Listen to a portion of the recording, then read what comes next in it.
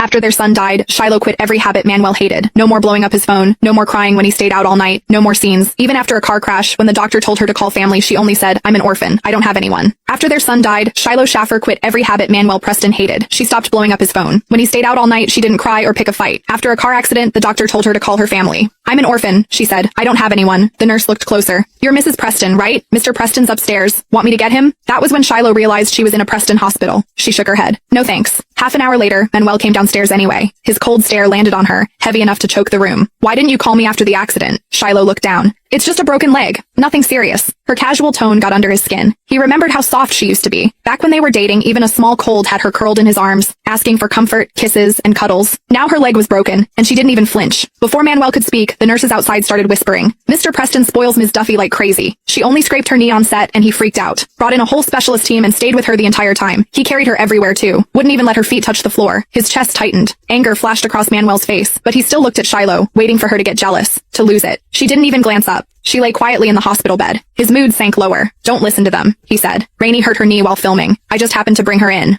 That was it. Manuel's temper snapped. "You don't believe me?" "I do." Shiloh answered every question, but there was no emotion in her voice. "Rainey's your adopted sister. You grew up together. Of course you care about her." Before, Manuel would shut her down with that cold look. "Rainey's my sister. I can't just ignore her. She's family. Can you stop making a scene?" Now Shiloh was doing exactly what he wanted. No tears, no fights. He should have been happy. Instead, his chest felt too heavy. "Something's wrong. None of this feels right." A nurse pushed open the door. "Mr. Preston, Ms. Duffy says her knee hurts. She wants you upstairs." Already on edge, Manuel snapped. "Then she should see a doctor. I'm not one. Why are you calling me?" The nurse rushed out. Manuel looked at Shiloh, guilt in his eyes. "Are you still mad about our son?" Rainey was wrong. I already chewed her out. He hesitated, then sat beside her bed. "We can have another baby." He took her hand. "I'll stay with you this week." Shiloh quietly pulled away. Manuel frowned, ready to snap, when something crashed outside the door. Rainey Duffy had fallen in the hallway, struggling with her crutches. Manuel rushed over and lifted her into his arms. "Why are you out here again? Didn't I tell you to stay in bed?" "I heard Shiloh got in a car accident." Rainey looked pathetic. "I came to check on her." Then she pressed closer to Manuel, like Shiloh scared her. Her voice shook as she looked at Shiloh. "Shiloh, please don't be mad at me. I never meant for Zach to die." Before, Shiloh would have broken down. She would have screamed through tears, demanding to know why Manuel kept protecting the woman who got their son killed. Now, she said nothing. She lay there with her eyes closed, like she was asleep. Her face was pale. She looked painfully thin. From the doorway, she seemed painfully fragile. A dull ache settled in Manuel's chest. "I'll take Rainey upstairs first," he said quietly. "I'll be right back." He carried Rainey away. Manuel never came back that night. Instead, Shiloh got a call from the Aerospace Agency. "Professor Schaffer, are you sure you want to join the space elevator project? It's classified. Once you're in, you'll be based there for decades. No outside contact. Not even with your husband." "I'm sure," Shiloh said calmly. "I already filed for divorce. In a week, once the waiting period is over, I'll get the signed decree. No more ties. A project cut off from the world is exactly what I need." The person on the line sounded stunned. "Professor Schaffer, are you serious?"